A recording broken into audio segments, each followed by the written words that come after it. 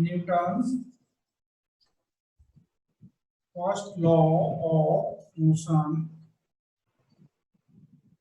Okay, तो बेटे Newton का जो फर्स्ट लॉ ऑफ मोशन है, it is also called law of inertia. Law of inertia, law of inertia, INERTIA, law of inertia.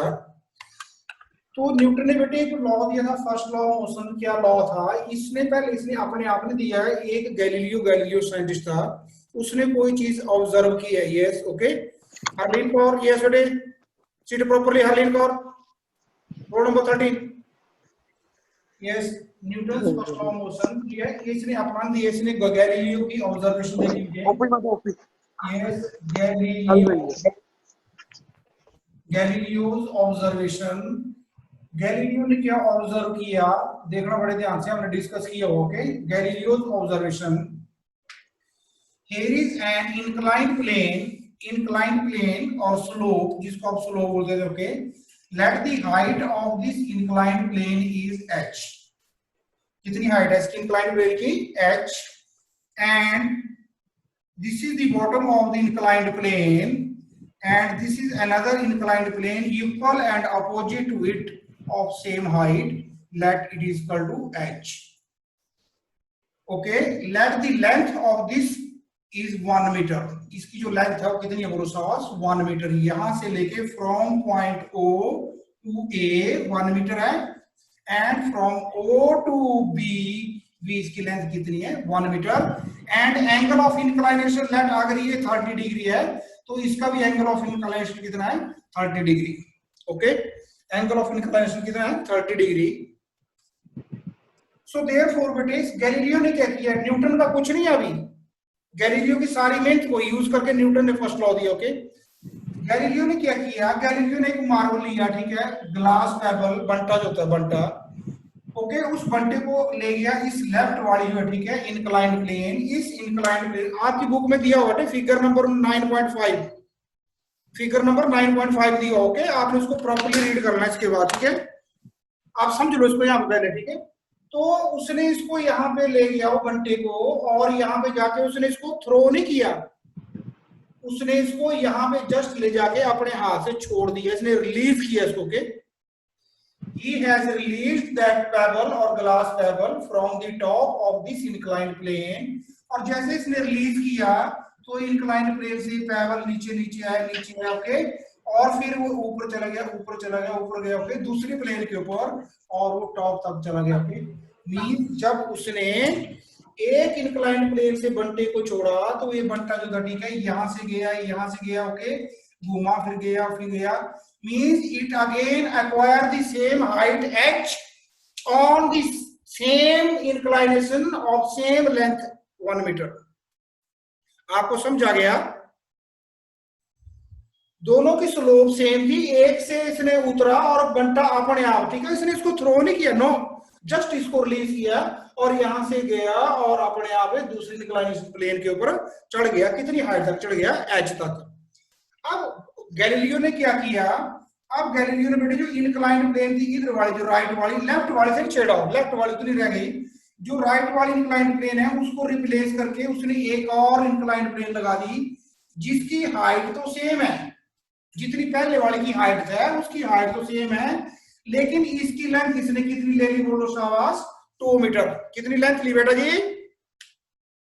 2 metre. Again वो इस बंटे को ले गया लेफ्ट पे। ओके, और यहां से इसने जब रिलीज किया, again he noticed that again that marble or that pebble, glass pebble that reach the same height। देख लो यहाँ पे लेंथ 1 मीटर थी और यहाँ पे हाइट उतनी है जितनी पहले थी, लेकिन लेंथ 2 मीटर थी, तो ये 2 मीटर भी चल पड़ा और सेम हाइट तक गया। अगर इसके बीच में कोई फ्रिक्शन नहीं होता है तो वो आता है, ठीक है। अगेन उसने क्या किया बेटे? नंबर 3 पे ले जाके उसने 3 मीटर की इंक्लाइंड प्लेन ली of same height. In this case, the length of the inclined plane is what? 3 metre. Left वाली को तो छेड़ा ही नहीं हो, राइट वाली जो इंक्लाइंड प्लेन है उसकी लेंथ कितनी ली इसने? 3 metre of same height. And when he released the glass pebble from point A, again he noticed the same thing the glass pebble that again reach at the same height. Okay, अब इसने क्या किया, ये जो right वाली जो inclined plane है इसको यहां से हटा दिया और यहाँ पे इनफाइनाइट लेंथ की एक प्लेन डाल दिया ना, this is parallel to horizontal, this is parallel to horizontal. अब इसने नोटिस क्या किया, देखो 3 केस में समझ लो, क्या ये समझ आ गया आपको? यस बेटा जी, यस हाँ Yes. फर्स्ट केस में when he release the pebble from point A the ball reaches at point B by moving by covering a distance of 1 meter. Again in second case same height was attained, okay, but the length of this inclined plane now in this case is 2 meter. And in third case a ball again reached the same height or attained the same height and the length of this inclined plane was what, 3 meter. Finally और भी उसने किया होगा, 4 metre की भी ली होगी, 5 metre की भी, इसके ज्यादा हम डिस्कशन करेंगे, ठीक है। लेकिन फाइनली उसने क्या किया, एक इनफाइनाइट लेंथ की प्लेन ली और उसने पैरेलल टू हॉरिजॉन्टल इसको रख दिया, पैरेलल टू हॉरिजॉन्टल इसको रख दिया। And when he release the pebble from the point A of this left inclined plane, he noticed that this pebble moves on, moves on, moves on, moves on, moves on, moves on. ये pebble जो है चलती जा रही है, चलती जा रही है, चलती जा रही है। ये क्यों चलती जा रही है बेटे, बोलो शाबाश। ये कब तक चलती जाएगी, बोलो शाबाश? जब तक इसको एच हाइट नहीं मिल जाएगी ये तब तक चलती जाएगी। और जैसे मान लो जाके यहां से 50 किलोमीटर दूर जाके इसको एच हाइट मिलती है, फिर वहां पे वो हाइट को कवर करके उसको अटेन करके दोबारा वापस आएगी। ओके, ये जो आइडिया था ये ऑब्जर्व किया, किसने ऑब्जर्व किया है, गैलीलियो ने ऑब्जर्व किया। और ये ऑब्जर्व करने के बाद एक बहुत बड़ी बात है, देखो उसने ऑब्जर्व किया ना, यहाँ पे देखो लेंथ कम है, यहाँ पे चलो 1 मीटर है तो चढ़ गई, यहाँ पे 2 मीटर चढ़ गई, एनर्जी कहां से आ रही है इसको, यहाँ पे 3 मीटर चढ़ गई, यहाँ पे चलती जा रही है, चलती जा रही है। अब अगर सामने को बंदा इसको ना रोके तो वो चलती जाएगी। ये ऑब्जर्व किया गैलीलियो ने ना, इसको बोलते हैं गैलीलियोस ऑब्जर्वेशन। अब इस ऑब्जर्वेशन को स्टडी करके न्यूटन ने बना दिया फर्स्ट लॉ ऑफ मोशन। क्या बना दिया, फर्स्ट लॉ ऑफ मोशन। अगर किसी बॉडी को, जो बॉडी स्टेशनरी है उसके ऊपर फोर्स ना लगाएं तो वो स्टेशनरी रहेगी, और अगर कोई बॉडी यूनिफॉर्म स्पीड से मूव कर रही है, यूनिफॉर्म वेलोसिटी से मूव कर रही है, तो वो बॉडी यूनिफॉर्म वेलोसिटी से मूव भी करती जाएगी जब तक उसके ऊपर कोई एक्सटर्नल फोर्स ना लगाई जाए। ओके, सो write down Newton Galileo's observation, बेटे आपने खुद लिख लेनी है, okay, in your own words, and write down Newton's first law of motion. Newton's first law of motion. Newton's first law of motion. It states that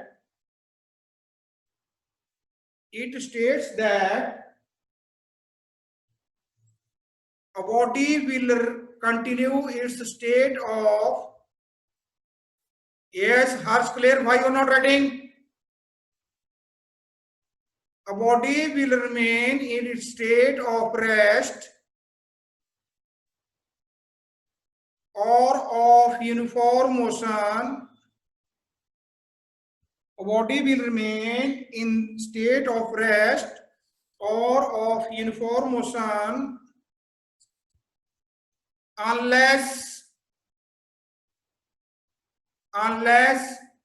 or till, oblique till कर दो, till it is not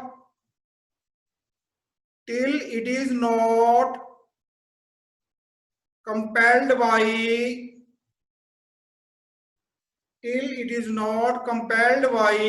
some external unbalanced force.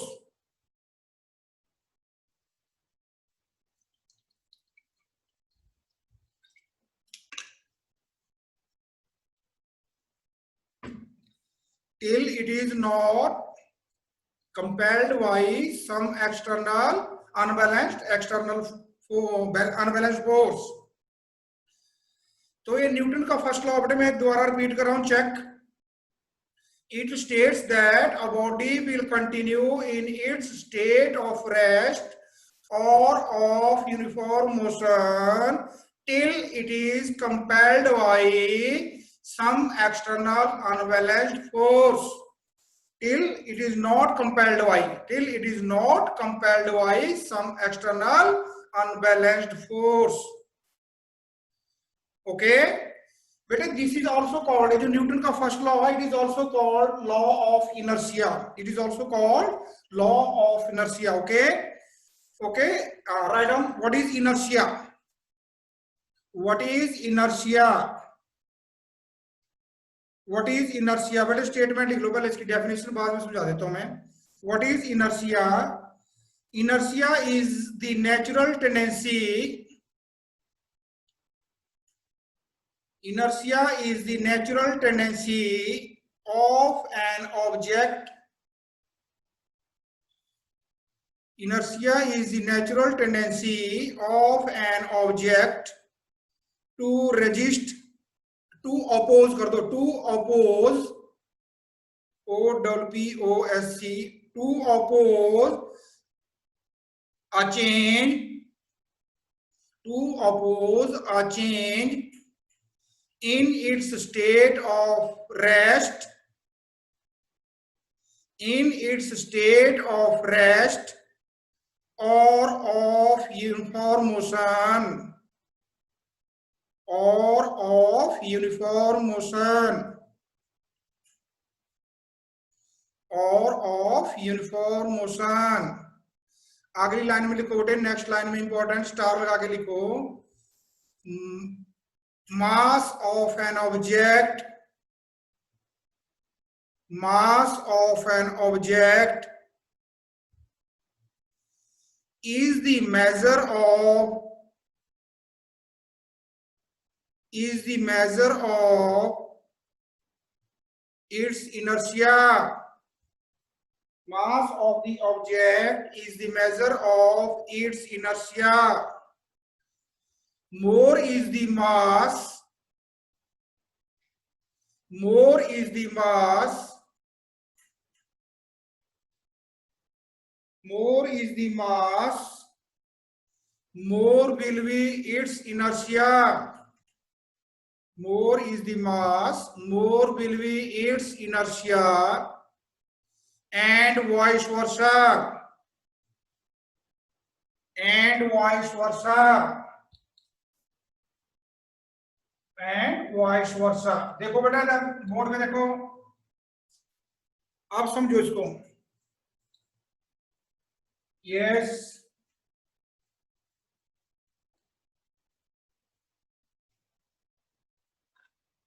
बेटा जी, here is a body. This is body number A of mass 1 kg. It is tied to a rope. Here is body number 2 of 100 kg.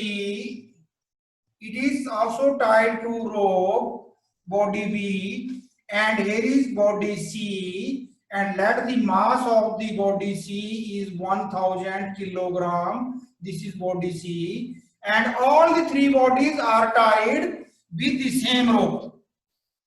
Same rope means एक ही rope के हमने 3 टोटे किए, एक से हमने इसको बांध लिया, इसको बांध लिया, इसको बांध लिया. Okay, now I call Harjab Singh,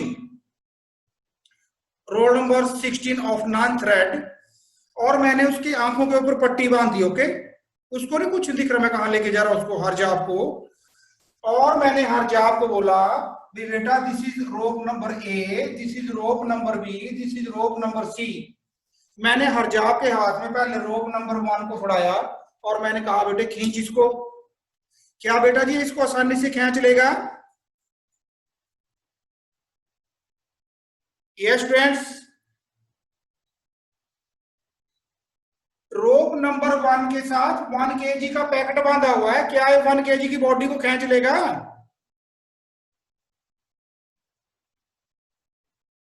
yes friends, Gomti ma'am. Sir yes. एक बच्चा मैम कर दो अनम्यूट. एक बच्चे ने आंसर में ना रेज हैंड किया, देखना कौन है. Sir yes. खींच लेगा बेटा इसको ये? Sir yes. ओके। और जब मैं इसके हाथ में बेटे रोप नंबर 2 फड़ाऊंगा तो खींच लेगा? हो सकता है, चलो मान लो खींच ले, 100 kg है, वैसे खींचा नहीं जाएगा, लेकिन जोर जार लगा के मतलब शाबाश जोरना करके खींच लेगा। और बॉडी नंबर सी को खींच लेगा क्या? Is it possible? Yes, is it possible? Ma'am बच्चों को अनम्यूट कर दो जिन्होंने रेज हैंड किया है। सर मैंने दिव्या को अनम्यूट किया है। जिन्होंने मैम रेज हैंड किया है सर नो। अनम्यूट कर दो मैम, सभी को अनम्यूट कर दो। Sir no. यस बेटे, sir any not possible. Sir no. Okay, तो देन डाउन योर हैंड। जिन्होंने रेज हैंड किया down your hand. Yes, so listen बेटा, तो ये 1 kg की बॉडी है, इसको इसने आसानी से खींच लिया। 100 kg की जगह मैं इसको चलो 50 kg कर देता हूँ। Okay, this is of 50 kg। अब 50 kg को तो खींच लेगा, लेकिन जोर बहुत लगेगा ना। और जो 1000 kg है इसमें ये तो इससे खींच नहीं जाएगी। अब इसको तो मैंने हाथ में रोप पकड़ाया था, इसको थोड़ी पता आगे बंधा क्या है। whether these bodies are living or non living, these are stones or something other else।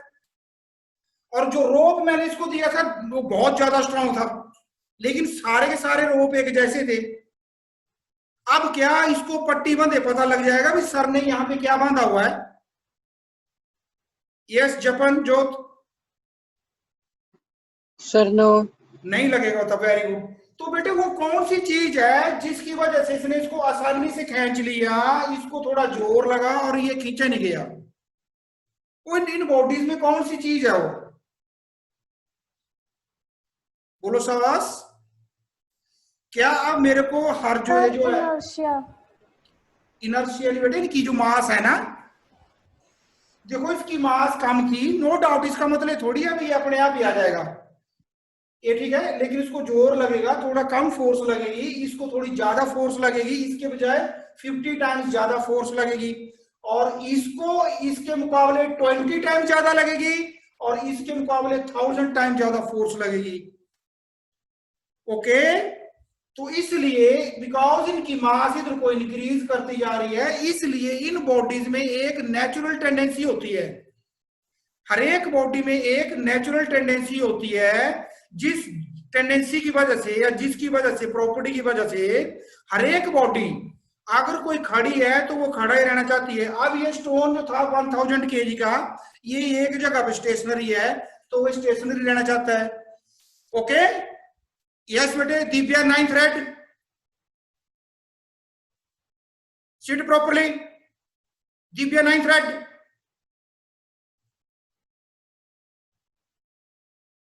Ma'am इसको रिमूव कर देना, इसका कैमरा से हिल रहा है, बहुत ज्यादा डिस्टर्ब कर रही है, अगर देख लो, अगर नहीं होती है। Divya 9th red.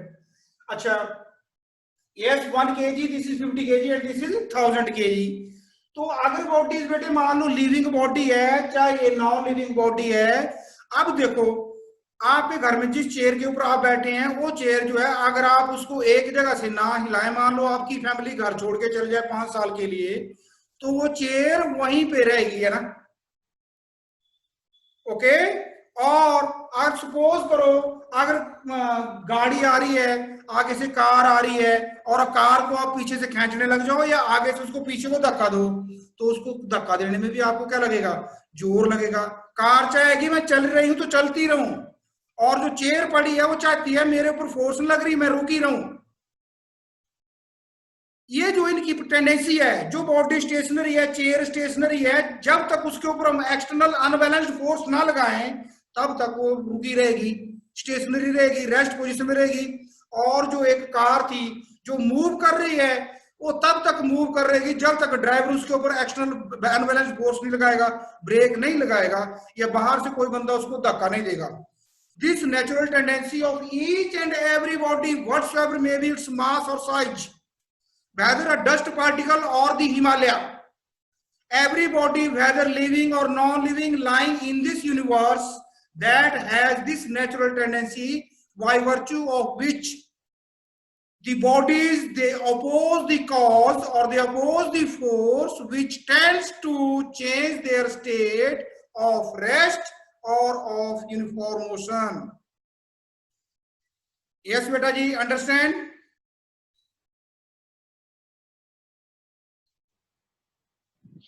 Sir, may I send attendance form? Yes ma'am. Okay, बेटे sir. मैम आपको गूगल फॉर्म भेज रहे हैं, okay? Attendance form with in 30 second अपना अपना भरो। दूसरी एंट्री आपकी होगी नहीं, आप जितना मर्जी कोशिश कर लेना, ओके? जल्दी करो बेटा।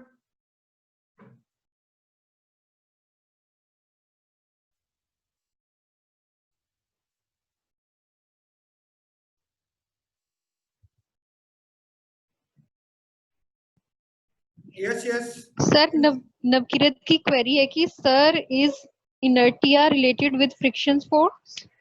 बेटे फ्रिक्शनल फोर्स भी तो एक्सटर्नल फोर्स है। अब अगर चेयर जो है, देखो आप अपने हाथ के ऊपर एक हाथ रखो तो फ्रिक्शन थोड़ी होगा, लेकिन जब आप इन दोनों को रब करेंगे ऐसे ऐसे तो फिर आग लगेगी ना, फ्रिक्शन तभी होगा। तो एक्सटर्नल फोर्स है भी, है ना? बॉल देखो बाउंड्री की तरफ जाती है, ग्राउंड और बॉल के बीच में फ्रिक्शन होता है तभी तो रुकती है, बीच में रुक जाती है, कई बार फोर को नहीं जाती है ना। तो force is also external unbalanced force, friction, okay? हाँ जी बेटा जी, yes. Sir, Preet Kaur is unable to fill the form. Preet Kaur. Ma'am रहने दो, इन्होंने आईडी से नहीं एंटर किया ना, इनको आईडी ईमेल आईडी से करना पड़ेगा, इनको टेंशन नहीं है, इनको बच्चों का काम ही है इनका। सर, इसकी हर क्लास में अटेंडेंस होती नहीं है, प्रॉब्लम है, तो इसकी अटेंडेंस वैसे ही टीचर्स मार्क कर लेते हैं, ये गूगल फॉर्म इससे सबमिट नहीं किया जाता। व्हाट्सएप कर दो फिर, है ना? व्हाट्सएप कर देना मेरे नंबर पे, कोई बच्चा जो भी जिसका फॉर्म फिलअप नहीं हो रहा मेरे को व्हाट्सएप कर देना। यस बेटे, next write down types of inertia. Types of inertia,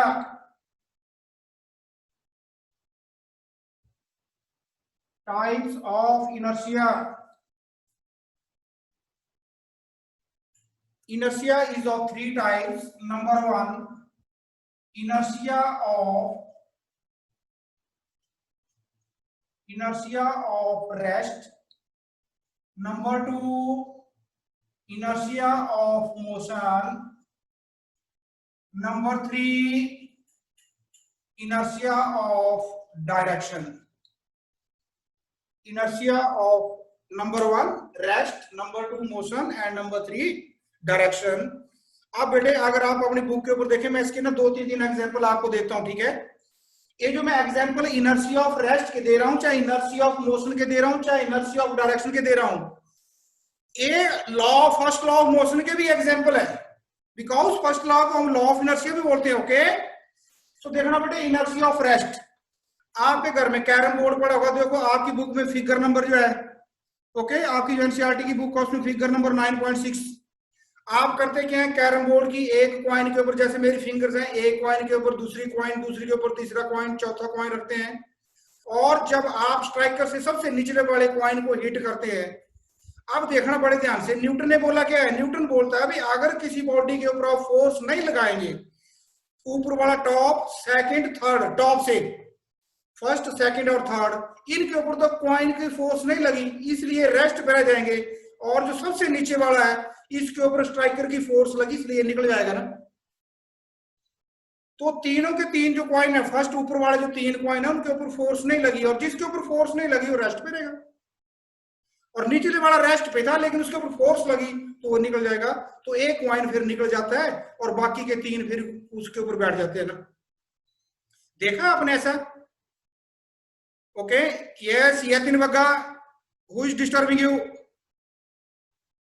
Yatin Bagga, who is disturbing you? Yes, next बेटे, और आपने देखा होगा, ठीक है, आपके घर में अगर प्लेइंग कार्ड है, आपने प्लेइंग कार्ड लेना, आपकी बुक में एक्टिविटी नंबर 9.7 दे रखी है। प्लेइंग कार्ड जो है, ठीक है, उसको ग्लास के ऊपर रखना, एक ग्लास है उसके ऊपर आपने प्लेइंग कार्ड रखा, ग्लास के बिल्कुल सेंटर में प्लेइंग कार्ड के ऊपर क्या रखना आपने? कॉइन, 5 रुपीज का कॉइन रखो, ओके? अब आपने करना क्या है, जो कार्ड है, प्लेइंग कार्ड जो है, उसको आपने फिंगर से जोर से हिट करना। अब देखो 2 चीजें हैं, कार्ड के ऊपर कॉइन पड़ा है लेकिन कॉइन को आप हिट नहीं कर रहे हैं, आप हिट किसको कर रहे हैं? यस, हम हिट कर रहे हैं किसको बोलो साहस, कार्ड को हिट कर रहे हैं, तो कार्ड जो है वो मोशन में आ जाएगा, कॉइन मोशन में नहीं आएगा, इसलिए कार्ड जो होगा वो नीचे से निकल जाएगा और जो कॉइन होगा वो वहीं पे गिर जाएगा ग्लास के बीच में। Okay okay. हाँ अब देखो, सम टाइम आपने देखा होगा आपकी मम्मा ने, ठीक है, घर में हम कई बार बेडशीट बहुत भारी होती है ना, तो बेडशीट को साफ करने के लिए वो ऐसे ऐसे नहीं कर जाती। ओके, तो दो बंदे फड़ते हैं, एक उधर से एक इधर से, और फिर हम बेडशीट को डंडे से पीटते हैं ना। जब बेडशीट को डंडे से पीटते हैं तो नीचे धूल गिर जाती है। देखो हमने जो फोर्स लगाई डंडे की वो बेडशीट को लगाई, धूल को नहीं लगाई है ना। तो जिस चीज के ऊपर फोर्स नहीं लगी वो तो मूव करेगी नहीं। तो देखो लिसन, बेडशीट यहाँ पे थी और धूल का कण जो था, ठीक है, वो इसके बीच में यहाँ पे था, डस्ट जो पार्टिकल है वो इसके बीच में यहाँ पे है, ठीक है। अब जब डंडे से हम इसको जोर से पीटेंगे तो जो बेडशीट है वो मोशन में आ जाएगी, लेकिन जो डस्ट पार्टिकल है वो यहीं रहेगा, इसलिए फिर नीचे गिर जाएगा। ओके। या फिर देखा होगा आपने आजकल मैंगो लगे हुए हैं, ठीक है, जो मैंगो रेड हो गया, जो पूरा पक गया, राइप हो गया, ठीक है, उस मैंगो का अगर ट्री को हम जोर जोर से विग्रेसली हिलाएं तो हम फोर्स किसके ऊपर लगा रहे हैं, मैंगो के ऊपर कि मैंगो ट्री के ऊपर? We are applying force on mango tree.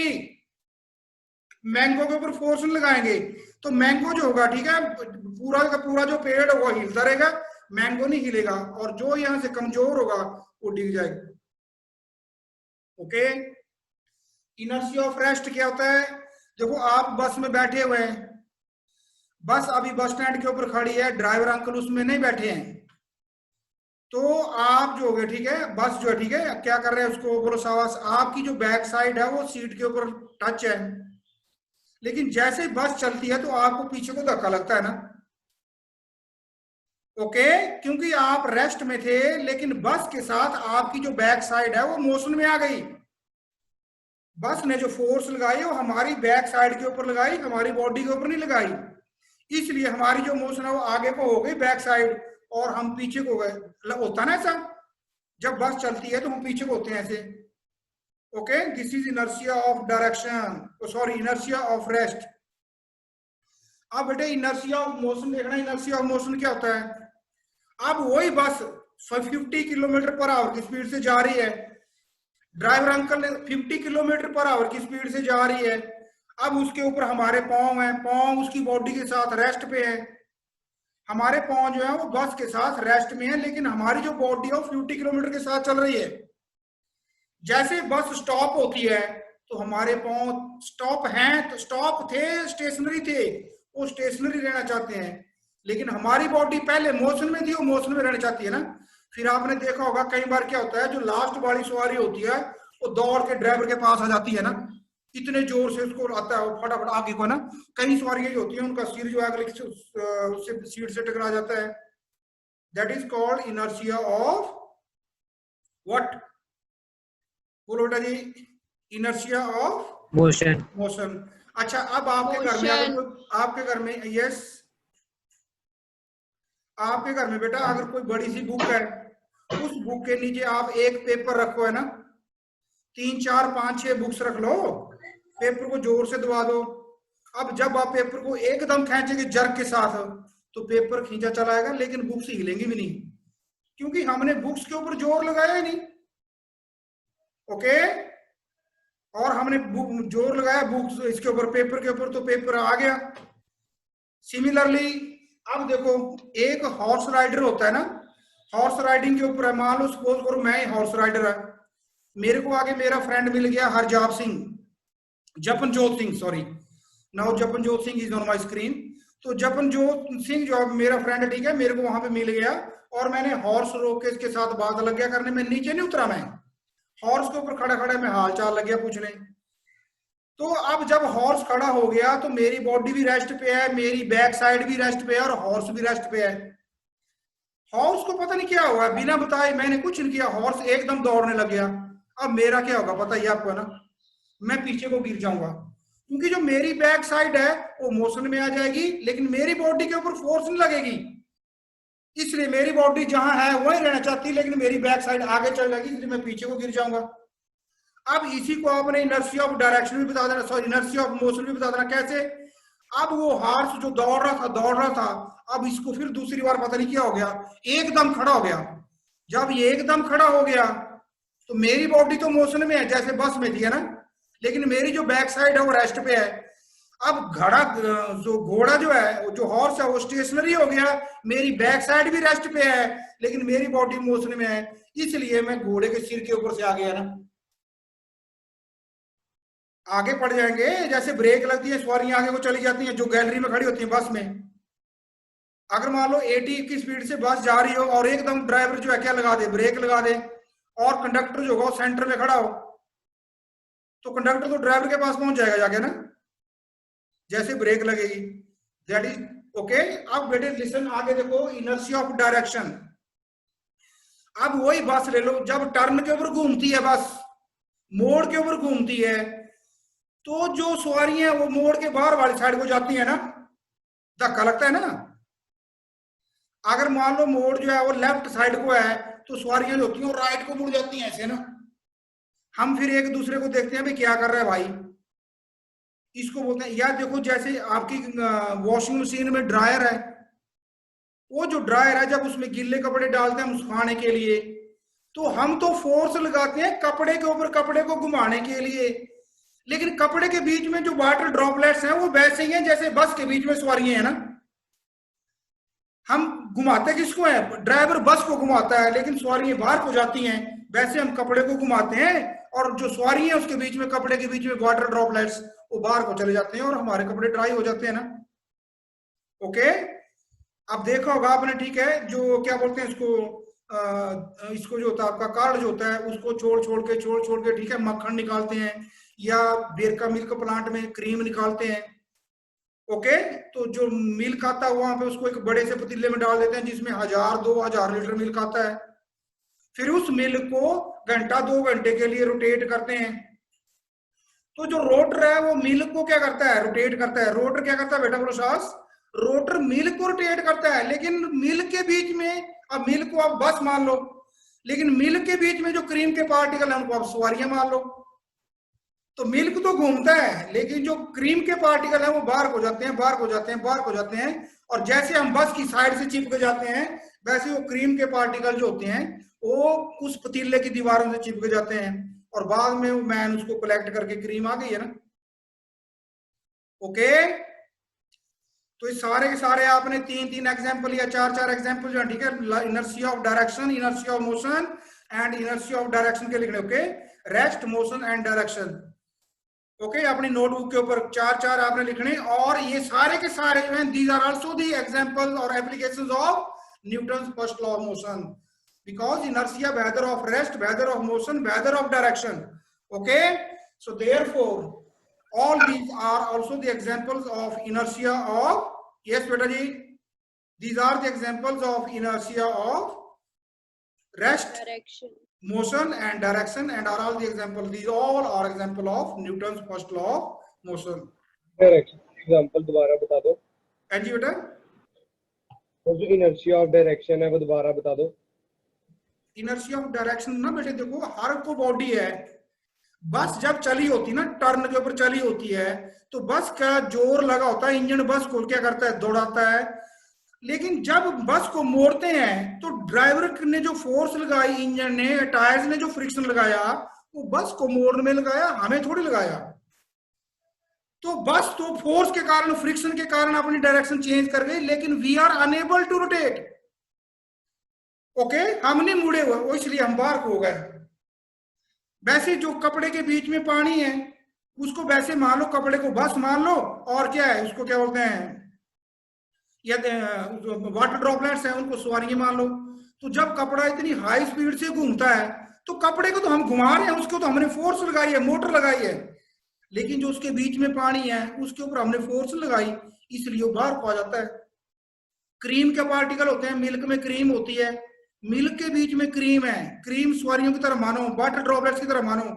हम तो मिल्क को घुमा रहे हैं, हम क्रीम को थोड़ी घुमा रहे हैं, लेकिन क्रीम जो होती है वो बाहर को जा रही है, बाहर को जा रही है, बाहर को जा रही है।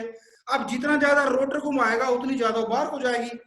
बस के मोड़, अगर बस ड्राइवर अगर बस को मोड़ के ऊपर बड़ा धीरे धीरे 1 मीटर पर सेकंड की स्पीड से अगर रोटेट करे तो सवारियों के ऊपर इतनी फोर्स नहीं लगती वार को।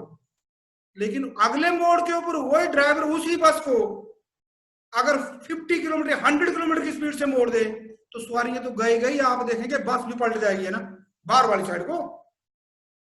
ओके, तो एवरीबॉडी, ठीक है, the bodies which are unable to change their state of rest, या it is the inertia of rest क्या होता है, इट इज द